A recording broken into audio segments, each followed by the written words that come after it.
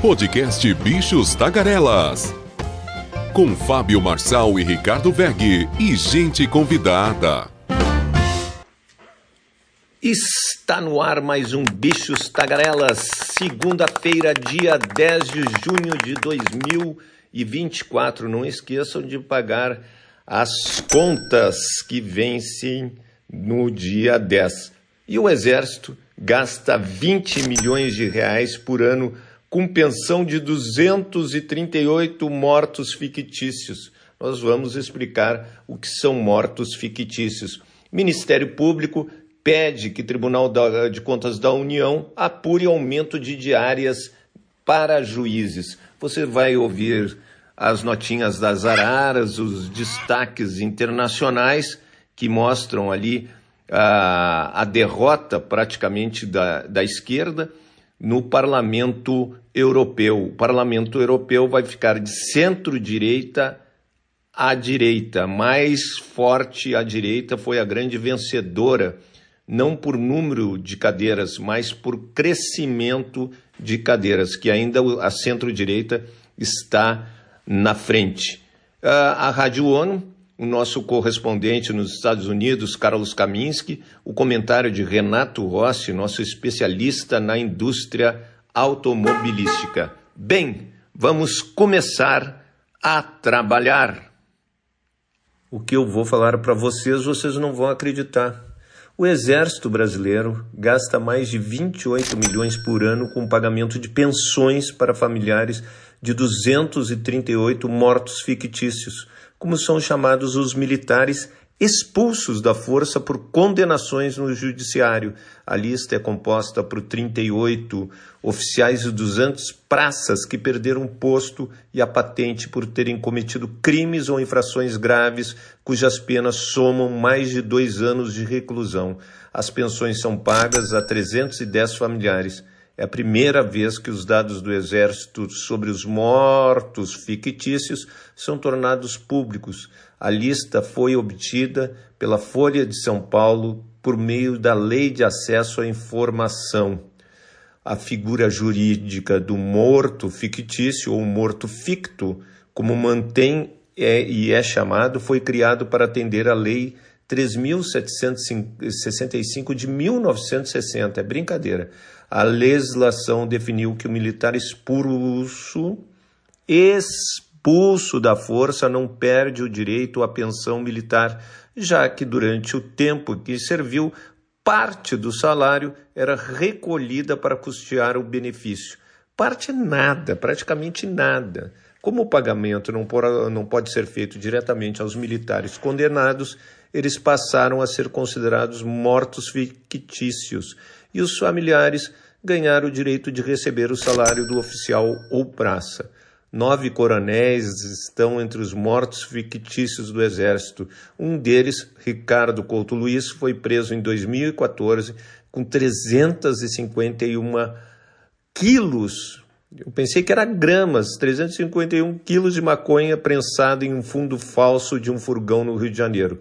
Segundo a Polícia Federal, o coronel deixava sua farda pendurada num cabide no interior do veículo, mesmo já sendo militar reformado, para tentar inibir eventuais revistas policiais.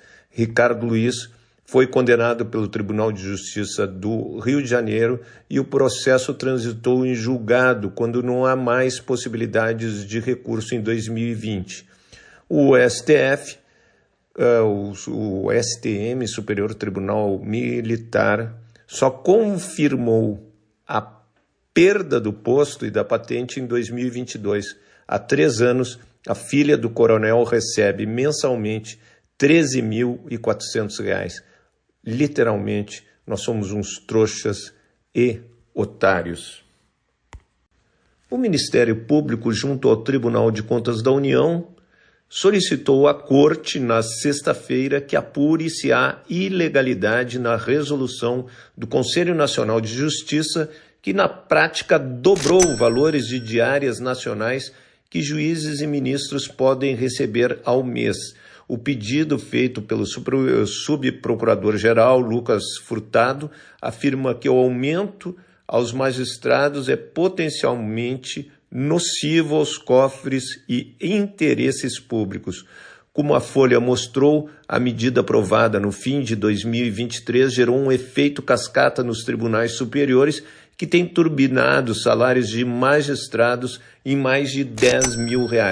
As diárias são pagas aos servidores que se deslocam a serviço em caráter eventual ou transitório para outra localidade do território nacional. O subprocurador disse que o Conselho Nacional de Justiça não tem competência para estabelecer por meio normativo próprio o aumento das vantagens a juízes, sendo flagrante a inconstitucionalidade e o aumento da remuneração concedida. De 2016 a 2023, o valor máximo que os magistrados recebiam por diária era de R$700 e havia um limite de 6,5 diárias por mês, o que representava um teto próximo de R$4.500 para esse benefício. Com a decisão do Conselho Nacional de Justiça, o valor subiu para R$ 1.055,22. Em tese, a quantia autorizada para o pagamento das diárias é ainda maior, de R$ 1.318. O corte de quase R$300 ocorre devido a um teto estipulado na Lei de Diretrizes Orçamentárias. Então, as diárias são verbas indenizatórias, portanto, podem extrapolar o limite legal da remuneração do serviço público, que hoje já é R$44 mil. No Conselho Nacional de Justiça, 35 juízes auxiliares receberam cotas diárias mensais em abril, sendo que 26 receberam o valor máximo, R$ 10.600, e os outros receberam R$ 9.400, praticamente os 10 mil, né? Mas o que vocês vão ficar chocados é o seguinte: juízes aqui do Distrito Federal, que são cedidos ao Conselho Nacional de Justiça e ao Supremo, também recebem diárias. Essa não dá para engolir. Que coisa feia, judiciário. E chegou a hora das notinhas das araras, a sua agenda do dia. O presidente Lula reúne-se com reitores das universidades e institutos federais. Na pauta é justamente a questão do aumento salarial. Eles estão em greves, muitas universidades e institutos federais. É interessante que esses institutos e essas universidades, durante os 4 anos do governo Jair Bolsonaro, que eles são contra, não entraram em greve. Quando o presidente Lula assumiu que eles são, grande maioria, defensores do governo do presidente Lula, entraram em greve. Essa eu confesso que não consigo entender. O presidente do STF vai estar no Roda Viva da TV Cultura. A Eletrobras, os funcionários entraram em greve. A União Europeia haverá desdobramentos da eleição para o parlamento do bloco depois da guinada à direita. A Apple divulga o iOS 18. Vocês têm o iOS 17. Então vamos aos destaques dessa semana. A gente já falou hoje os destaques de segunda. Na terça, Lula participa da cerimônia da Olimpíada Brasileira de Matemática. Reunião de líderes define quando o PL do Mover irá à Câmara. O PL do Mover é aquele que beneficia a indústria automobilística. IBGE divulga a inflação de maio. Na quarta, a Comissão de Justiça da Câmara debate PEC que criminaliza o porte de drogas e vai ser aprovado qualquer porte de drogas. E no Supremo, eles estão discutindo qual o porte de drogas. Então, um choque aí entre Supremo e Legislativo. O que seria? O Supremo decide qual a quantidade de porte que não será criminalizado. Só que a Câmara afirma no seu projeto de lei que todo porte de droga será punido, criminalizado. o Supremo retoma o julgamento sobre a correção do FGTS do trabalhador, então isso aqui interessa a todos vocês na quarta-feira. Na quinta, Lula participa da 12ª Conferência da OIT e da cúpula do G7. A Conab realiza o segundo leilão de compra de arroz importado, que está dando um rolo aqui, que a empresa que ganhou é uma empresa, justamente uma empresa que, vocês não vão acreditar, ela vende queijo, nunca vendeu 1 quilo de arroz, ganhou essa licitação, é uma empresa do Amapá. É esse medo que eu tenho no Rio Grande do Sul, que vão dizer, vamos fazer Minha Casa Minha Vida, ganham um Amapá lá e não gera qualquer recurso para o nosso Rio Grande do Sul e nós precisamos de dinheiro circulando. Na sexta, Lula participa do segundo dia da cúpula do G7 em Puglia, na Itália. Banco Central divulga a prévia do PIB de abril. Aí nós vamos ver o reflexo dessa catástrofe que ocorreu no Rio Grande do Sul. A Argentina divulga a inflação de maio, que desceu ainda mais. Então, tem muitas coisas que a gente está aguardando aqui. Como o secretário executivo da Fazenda, Dário Durigan, declarou que o Ministério irá debater com o mercado e o Congresso as MPs apresentadas pelo governo para aumentar a arrecadação. A medida, disse, é parte de um projeto de reequilíbrio fiscal. O que acontece? O Congresso aprovou a desoneração de 17 setores da economia.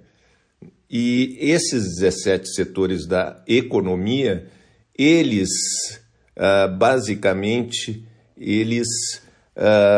vão consumir com essa desoneração, o governo vai gastar 29 bilhões, deixará de arrecadar 29 bilhões.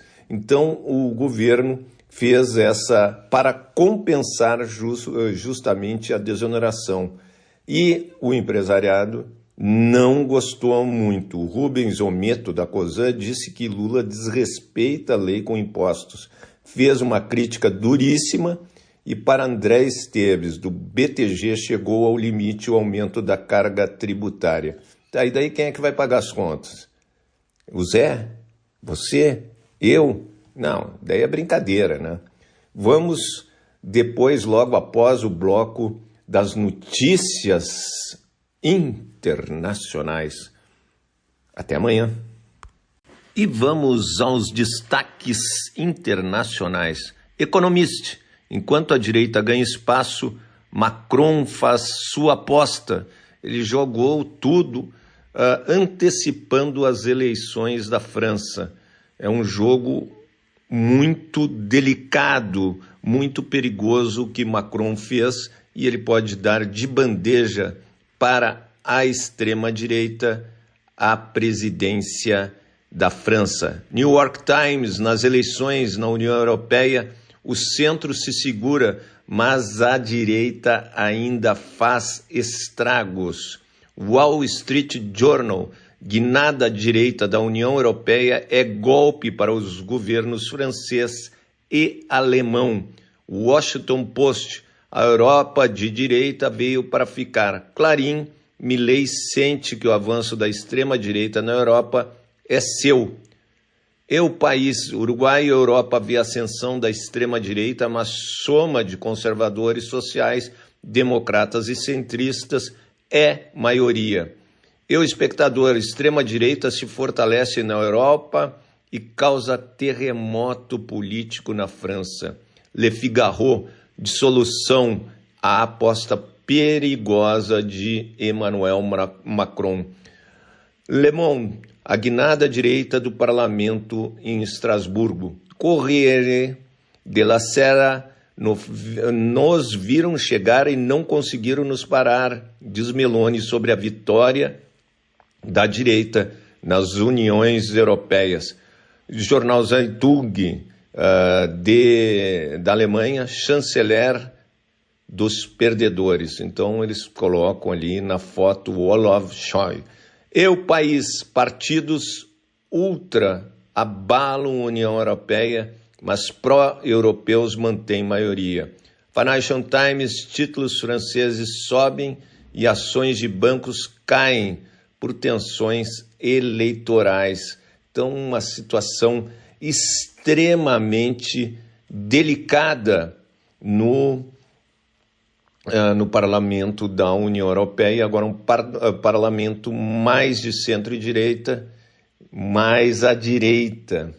E o Benny Gantz, que é o ministro da guerra do Netanyahu, anunciou sua saída do gabinete da guerra de Israel um dia depois da operação que resgatou 4 reféns israelenses e no Nuseirat, em Gaza, declarou que Netanyahu está colocando sua sobrevivência política acima das necessidades do país.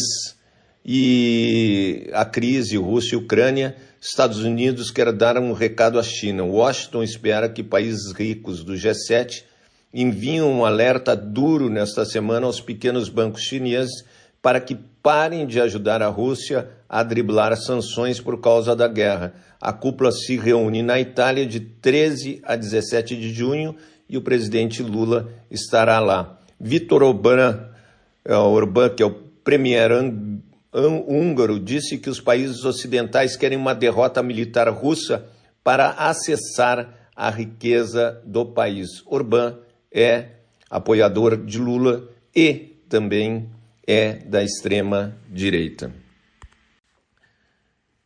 E fique agora com a Rádio ONU, nossa parceira de Nova York. O subsecretário-geral das Nações Unidas para os Assuntos Humanitários declarou, neste domingo, que cenas de devastação testemunhadas após a operação militar de Israel para libertar reféns do acampamento de refugiados no Nuseirat demonstram que, a cada dia de guerra, esta só fica mais horrível. Em rede social, Martin Griffiths considera o acampamento no Nuseirat como sendo o epicentro do trauma sísmico que civis em Gaza continuam a sofrer.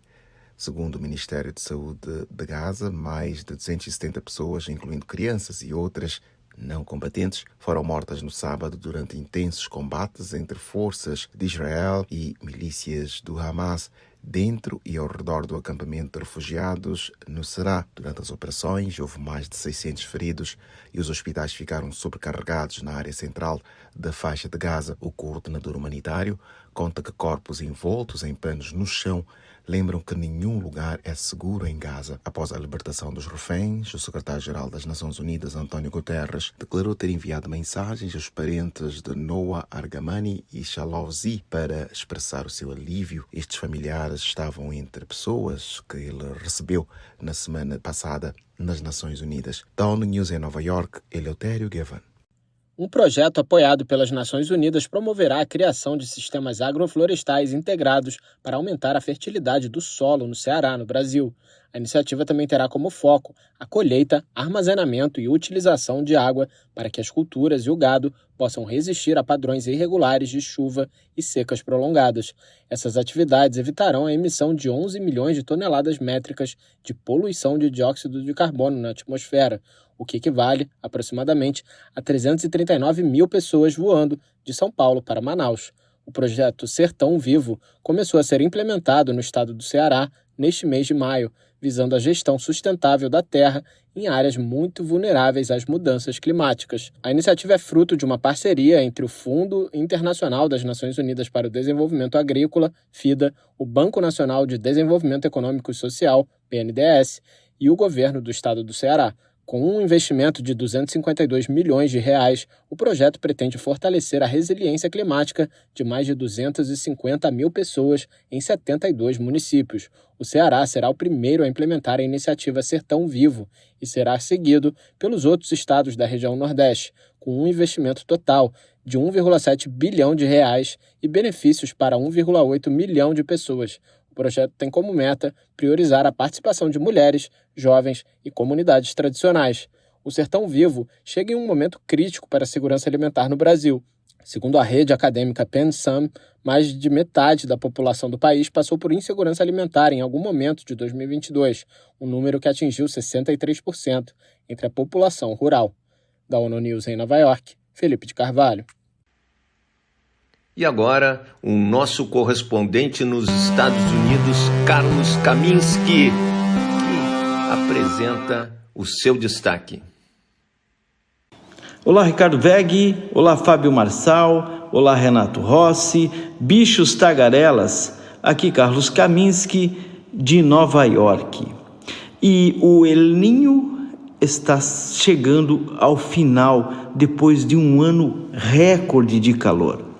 O padrão climático conhecido como El Niño está caminhando para a sua saída, depois de um ano em que ajudou a levar as temperaturas globais a novos recordes. Os meteorologistas da Administração Nacional Oceânica e Atmosférica, o NOAA, dizem que as condições provavelmente mudarão para um padrão Laninha até o final do verão. O El Niño é marcado por temperaturas oceânicas mais quentes do que as normais no Pacífico Oriental, onde grandes quantidades de calor são liberadas para a atmosfera. É por isso que os anos de El Niño são tipicamente mais quentes do que a média. Juntamente com o aquecimento causado pelos gases emitidos pela queima de combustíveis fósseis, 2023 foi classificado como o ano mais quente registrado. Os cientistas dizem que é um aviso gritante de que a combinação de mudanças climáticas e El Niño poderia preparar o terreno para ondas de calor, inundações e secas ainda piores no futuro. Não foi surpreendente que 2023 tenha sido o ano mais quente já registrado, diz Tom DiLiberto, cientista climático da NOAA.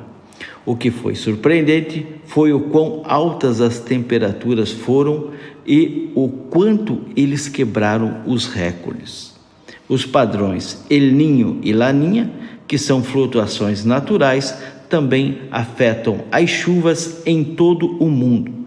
No sudoeste dos Estados Unidos, os anos de El Niño são tipicamente mais úmidos, enquanto os anos de Laninha são mais secos, exacerbando as condições de seca.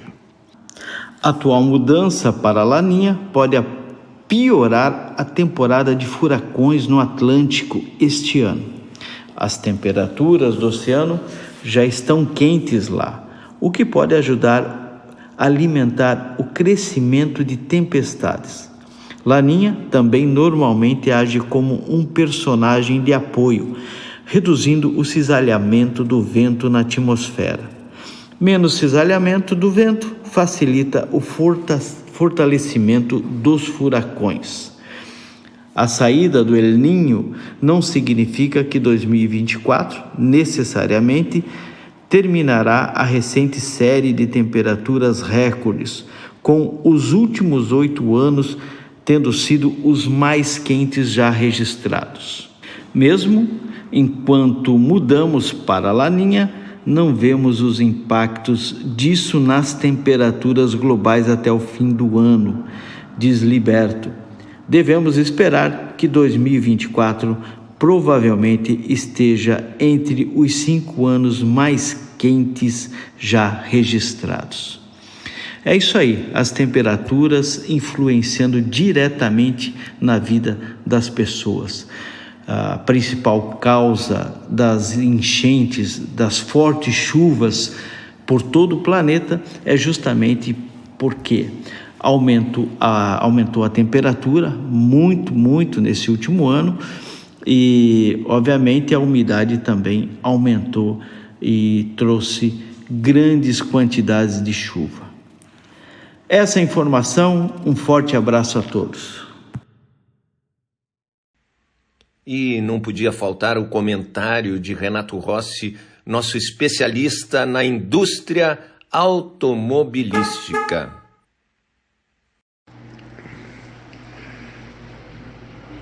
Alô, amigos de Bichos Tagarelas, iniciando mais uma semana, aqui Renato Rossi de Porto Alegre. E Porto Alegre está na mídia nacional e global, mas não por um bom motivo, né? Não estamos promovendo nenhum simpósio da paz, nem alguma conferência internacional do clima. Nós estamos sendo vítimas de um clima inclemente. Na verdade, as chuvas não param, reiniciaram hoje. Nós tivemos sexta-feira um dia de sol pleno. Havia uma esperança no estado, e Porto Alegre principalmente, que está sob as águas.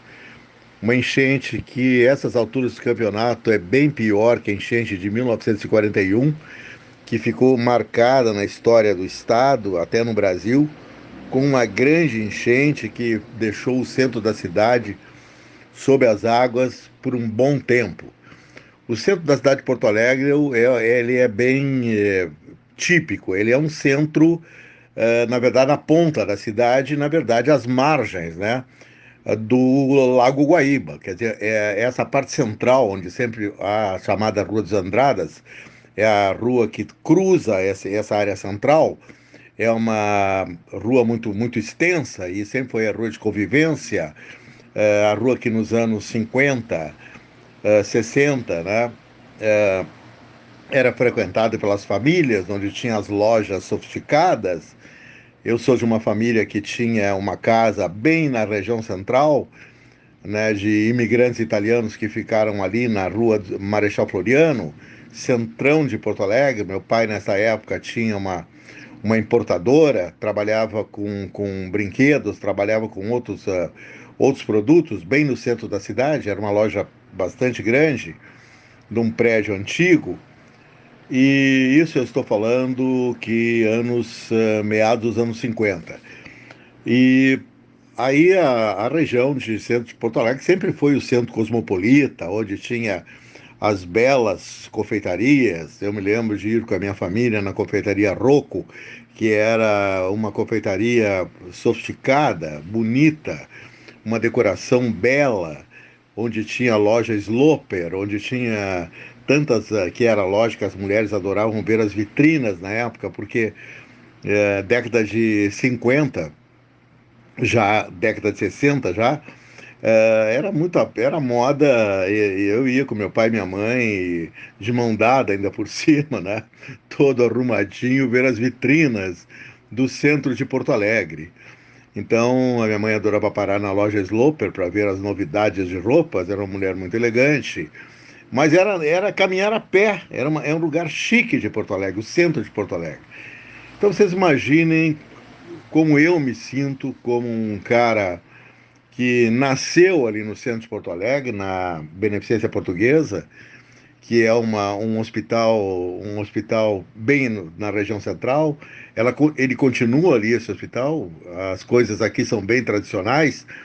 Então, como eu me sinto como porto-alegrense, como um cidadão do mundo também, que eu me considero, ao ver uma cidade devastada. É algo extremamente triste, é extremamente chocante. E eu acho que todos que passam por esse tipo de tragédia ambiental, e essa aqui superou em muito a tragédia de 1941, as pessoas realmente vão ficar marcadas, tá? E eu acho que essa experiência, se ela é tremendamente negativa, o número de mortes, claro que já passa muito de 200 pessoas, os dados oficiais não são verdadeiros, e quando todo o entulho for tirado, inclusive da devastação total.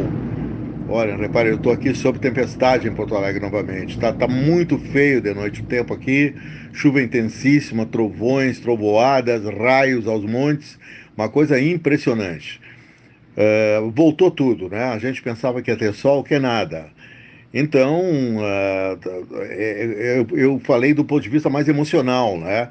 Como eu me sinto vendo esse lugar que eu, desde a infância, eu frequento, que é o centro de Porto Alegre, que eu continuo frequentando, porque o prédio do jornal Correio do Povo, onde estão os estúdios modernos, tecnológicos da Rádio Guaíba, a AM/FM, também tem ali toda a área de tecnologia, toda a área de TI. O prédio, que tem mais de 100 anos e é um patrimônio nacional tombado, hoje ele pertence à Rede Record, mas na verdade ele tem limitações, ele não pode ser vendido, que é um prédio tombado. E esse prédio está tomado. Esse prédio, o nível da água agora à noite, então, a própria Rádio Guaíba continua no ar, ela está transmitindo agora no ponto mais elevado de Porto Alegre, no chamado Morro da Televisão, onde tem a RBS afiliada da Globo, tem a TV Educativa e tem lá no pico, num belo prédio que era da TV Guaíba, onde eu trabalhei durante muitos anos, fiz programas de TV na Guaíba. A Record comprou todo esse complexo em 2006, quando o grupo do empresário Renato Ribeiro, um dos maiores produtores de soja do mundo, ele vendeu para o Edir Macedo, proprietário da Record. Na época foi um negócio de 250 milhões. E a Record agora está tendo um prejuízo por estar ali nessa posição, porque com as mudanças climáticas o prédio ficou tremendamente vulnerável. Ele está apenas, para vocês terem ideia, a 300 metros do Lago Guaíba. Então, quando eu fui lá sábado passado, eu falei isso para vocês, sabe? Eu tomei um choque quando eu desci por O centro é tremendamente desnivelado, tem a parte alta, e bota alta nisso, porque são ladeiras muito íngremes. E eu estava lá em cima, eu fui descendo e fui me aproximando e de repente eu só vi água. Onde tinha jornal era só água. A água já estava num nível ali porque já entrando na parte térrea do prédio. O jornal não está na parte térrea, a redação não foi atingida. Ela está no primeiro andar, como a rádio está o jornal está no primeiro andar, a rádio está no segundo andar, mais alto ainda. Mas o prédio está interditado. Resultado, prejuízo profissional também, né? Porque a rádio está sendo transmitida lá dos estúdios da TV Record, nesse chamado Morro da TV, e não é o ideal, né? É evidente, porque uma rádio tem toda uma estrutura de repórteres, tem uma ampla sala de redação, tem terminais de computação, e lá está improvisado. E a rádio bravamente, eu diria, os profissionais estão fazendo um trabalho de bravura, de ficarem no ar. Os meus espaços dançaram, né?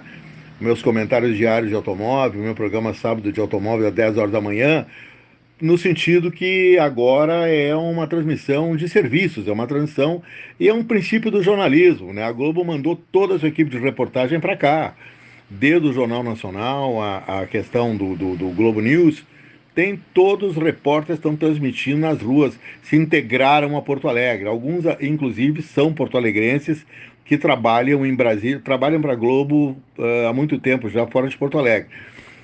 Caras que conhecem a cidade foram mandados para cá.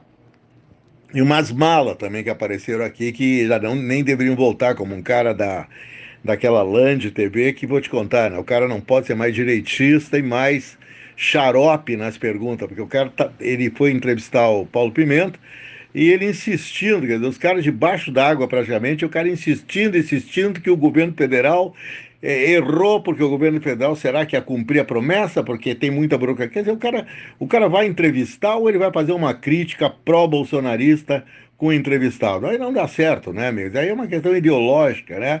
Uma entrevista se transforma num proselitismo político, né? Isso não existe em jornalismo.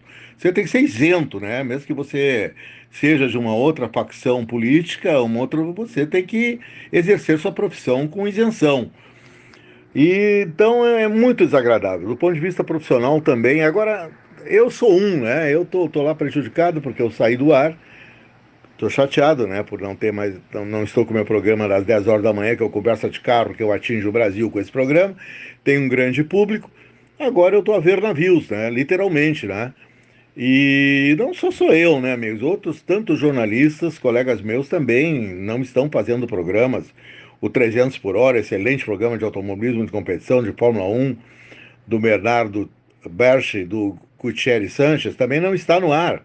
É uma opção, quando tem qualquer lance dramático, né? Claro que as rádios, principalmente, que é um veículo de serviços também, ela vai entrar nisso de cabeça, como a Guaíba fez, e fez bem feito, porque tem que fazer.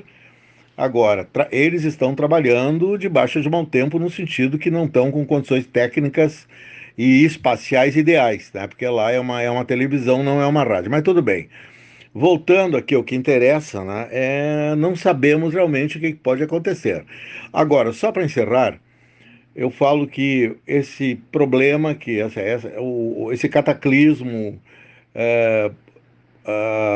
climático, ele vem primeiro do aquecimento global, não é só aqui, o Quênia na África está sendo destruído por chuvas, começa a haver inundações na Índia, na China também. Quer dizer, é um fenômeno global, é um mundo que está com um clima completamente...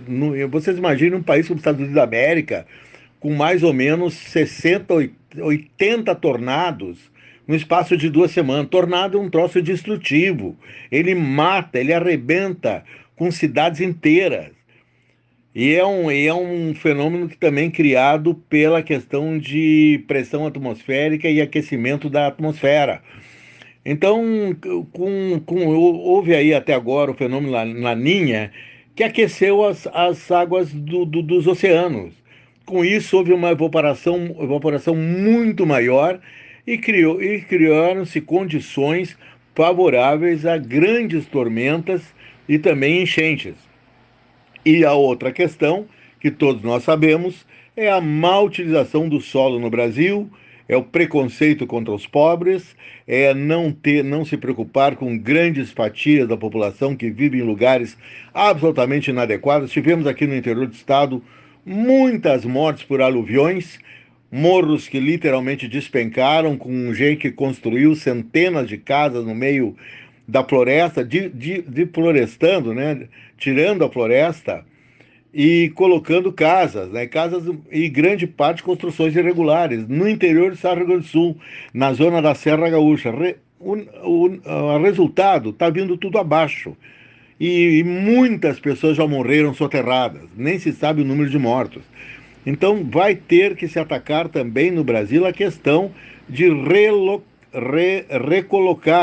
realocar pessoas, não deixá-las viver em zonas de altíssimo risco, como é o caso aí no Rio de Janeiro, lá na região de Petrópolis, ou na Rio Santos, que eu conheço tão bem, que só tem aqueles morros, estão devastados na Rio Santos. É só vilas populares, construções irregulares, no Rio Grande do Sul também. Enquanto não houver um regramento também urbano, plano diretor que seja progressista e respeitado, junto ao aquecimento global, vocês podem ter certeza que esse não será o primeiro drama vivido nesta intensidade destrutiva que nós estamos vivendo em Porto Alegre. Se continuar, vai piorar no Brasil, piorar em Porto Alegre, se continuar aquecimento global também. Mas aí, meus amigos, eu acho que aí a humanidade está decretando o seu fim, com certeza absoluta. Novo encontro com vocês amanhã. Infelizmente, acabou-se o que era doce. Gostaria de agradecer ao Cielito Rebelato Júnior pela edição do programa, ao Ricardo Egg, nosso produtor, diretor, ao Carlos Kaminski, nosso correspondente em Nova York, à Rádio ONU, e o nosso comentarista Renato Rossi, especialista na indústria automobilística. E você, ouvinte, e pedindo sempre, curta o Bichos Tagarelas, apresente para os seus amigos. Precisamos de mais audiência para ficar aqui diariamente com vocês. Então, um forte abraço para todos e até amanhã, terça-feira, dia 11 de junho de 2024.